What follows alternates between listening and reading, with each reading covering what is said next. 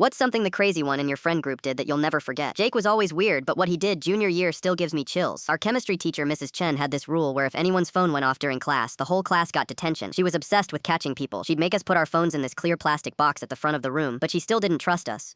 She would walk around during tests, listening for the slightest vibration or beep. Jake's phone never went off though, ever. He was super careful about it, always had it on silent mode. Turns out he'd been setting up something way bigger. For 2 months, he collected everyone's old broken phones from friends and family, like 30 of them, all different ringtones and alarms. He came for two isn't not a peen, she's how Dorino. Clearly I've heard to during peep. So every day wanna beep a marriage Claire. Do the ways that Arena Wayne tone. Unique. Some had those annoying default iPhone sounds, others had custom songs, even a few with those old Nokia ringtones that could wake the dead. Jake spent weeks testing each phone, making sure the batteries would last. He'd charge them at home, set multiple alarms, and time everything perfectly. He even made spreadsheets tracking which phones would go off when. The day before spring break, he snuck into school at 6 a.m. through a side door that never locked properly. For free, he spent 2 hours hiding them everywhere in Mrs. Chen's classroom. Inside ceiling tiles, taped under desks, behind posters, even inside her desk drawer. He put one inside the pencil sharpener, another behind the periodic table chart, one in the supply closet behind boxes of test tubes. He programmed them to go off at random intervals, starting at 8:15 a.m. during first period. Some were set for every few minutes, others for random times throughout the day. The timing was calculated to drive someone absolutely insane. The first phone rang during her lesson about molecular bonds. She stopped talking mid-sentence, scanned the room with laser focus. Nobody moved. She kept teaching, but you could see her getting suspicious, looking at each student like they were criminals. 2 minutes later, another phone, different ringtone from the opposite corner. Mrs. Chen's eye started twitching, then another from somewhere near the windows. Because her voice got sharper, more paranoid. By 8:30, phones were going off every 30 seconds from completely different locations. Mrs. Chen was crawling around on her hands and knees, searching under desks while kids tried not to laugh. She was pulling out chairs, checking inside trash cans, getting increasingly frantic. She found 3 phones in the first hour, but 27 were still hidden. Each time she found one, she'd hold it up like evidence of some massive conspiracy, but 2 more would start ringing from new places before she could celebrate. The phones kept ringing all day, through every class period she taught. During lunch, when she tried eating in her classroom for peace and quiet, the janitor found 2 in the supply closet during 5th period, and just shrugged like this was normal chaos.